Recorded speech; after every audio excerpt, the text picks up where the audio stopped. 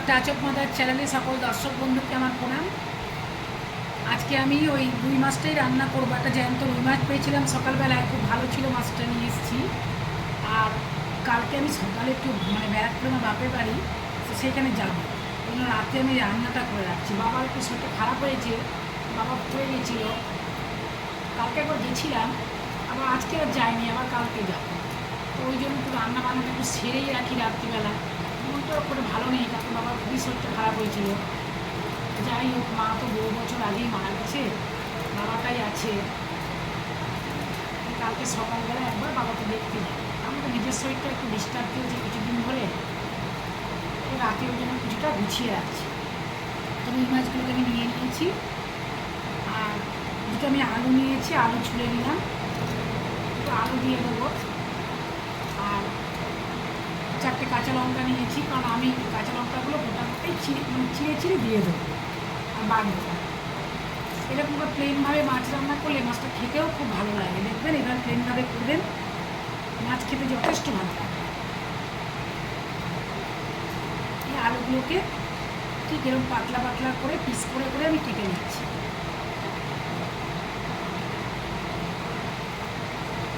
পাতলা পাতলা ধনে পাতাগুলোকে আমি কুচি কুচি করে নেব। নিয়ে মাছগুলোকে আমি আগে ভেজে নিই একটা সাইডে। বেশ, কড়াইতে আমি তেল গরম বসিয়ে দিয়েছি। এবার আমি মাছগুলোকে ভেজে নেব। যা গ্যাসটা আবার একটু জাম হয়ে গেছে, ব্যাস ধরিয়ে দিলাম। তেলটা গরম হলে তবেই মাছ ভাজবো, কারণ গরম না হলে মাছ, কাঁচা তেলে মাছ ছেড়ে দিলে মাছগুলো আটকে যাবে। এবার তেলটা গরম হয়েছে কি না, অনেক সময় অনেকে যারা একটু নতুন রান্না করে তারা বুঝতে পারে না, সেটারও দেখা একটা প্রসেস আছে। তেলের মধ্যে একটুখানি জল দিয়ে দেবেন। এই যে তেলে যে চটপট চটপট করে ফেনাটা হলো, এই ফেনাটা মরে ফেনাটা যখন এই দেখো মাঝখানে আসছে, যখন আস্তে আস্তে পুরো ফেনাটা মরে যাবে, তখন এই চটপট আওয়াজটা এই মাঝখানে এই এই যে একটু বুটবুটি কাটছে সেটা বন্ধ হয়ে যাবে। তখন জানবেন তেলটা পুরো গরম হয়ে গেছে। তখন মাছটা দিলে মাছগুলো আর ভাঙবে না। ব্যাস দেখুন, এখন কিন্তু তেলের মধ্যে আর কোনো ফেনা নেই। দেখুন ফেনাগুলো সব মাঝখানে এসে এসে সব কিন্তু হয়ে যাচ্ছে, মিলিয়ে যাচ্ছে, তার মানে তেলটা গরম হয়ে গেছে। এবার মাছটা দিলে মাছগুলো আর ভাঙবে না। এবার আমি একটা একটা করে মাছ দিয়ে দেবো।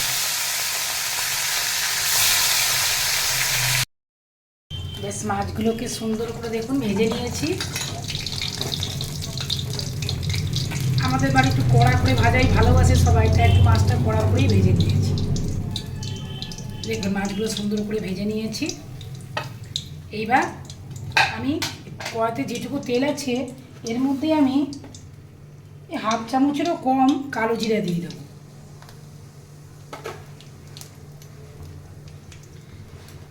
দিয়ে আমি যে আলুগুলো কেটেছিলাম আলুগুলো ভেজে নেব।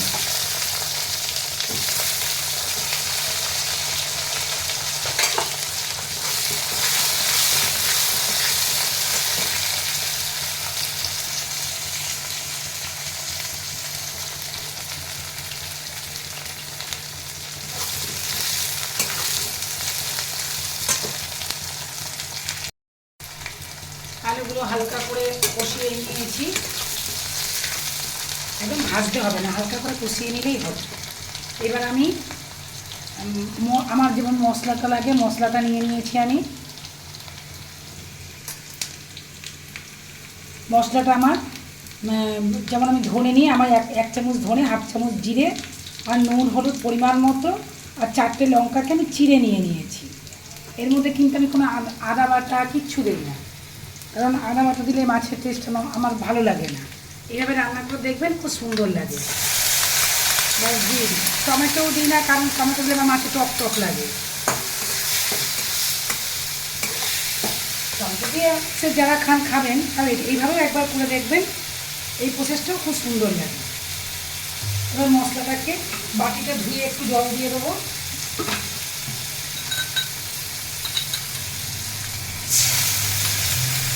এই মশলাটাকে ভালো করে কষিয়ে নেবো। মশলার গা থেকে যখন তেলটা ছেড়ে যাবে তখন জানবো যে মশলাটা কষানো হয়ে গেছে। দেখুন মশলাটা কষানো হয়ে গেছে। আমার তেলটা যদিবার কম দেওয়া আছে, তাও দেখুন তেলটা মশলা থেকে আলাদা হয়ে গেছে। দেখুন দেখেছি আমি, দেখতে পেতেন তেলটা করা হয়ে যেত। ব্যাস, এবার আমি এর মধ্যে জল দিয়ে দেবো।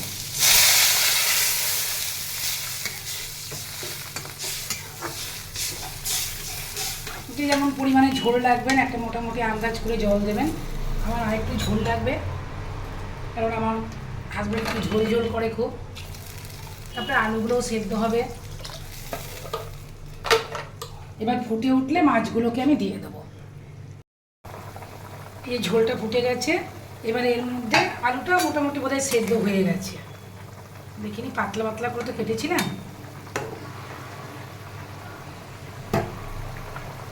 হ্যাঁ, আলুটাও সেদ্ধ হয়ে গেছে। সারাসারি না ধরলে কড়াইটা এত নড়ে না, ভালো লাগে না। হ্যাঁ, আলু সেদ্ধ হয়ে গেছে।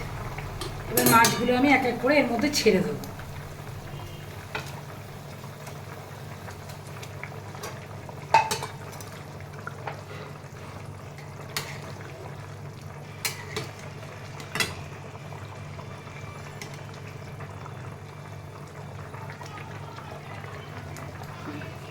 এবার একটু ফুটে উঠলে এটা আমি নামিয়ে দেবো।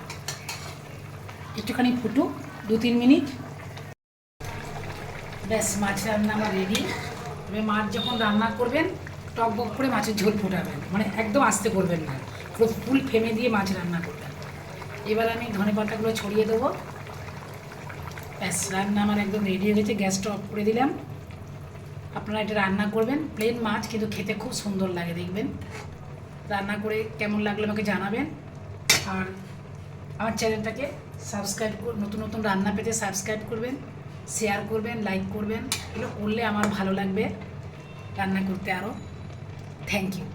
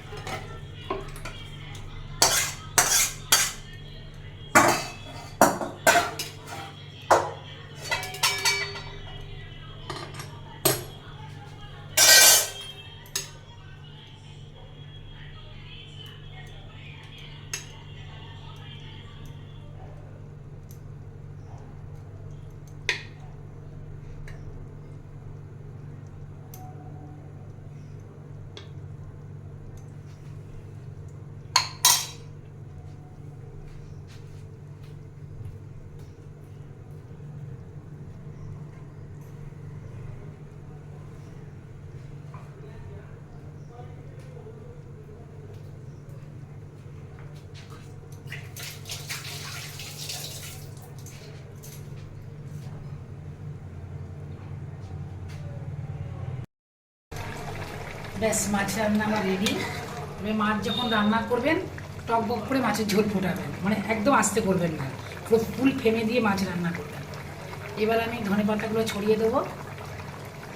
ব্যাস, রান্না আমার একদম রেডি হয়ে গেছে। গ্যাসটা অফ করে দিলাম। আপনারা এটা রান্না করবেন, প্লেন মাছ কিন্তু খেতে খুব সুন্দর লাগে। দেখবেন রান্না করে কেমন লাগলো আমাকে জানাবেন। আর আমার চ্যানেলটাকে সাবস্ক্রাইব নতুন নতুন রান্না পেতে সাবস্ক্রাইব করবেন, শেয়ার করবেন, লাইক করবেন। এগুলো করলে আমার ভালো লাগবে রান্না করতে আরও।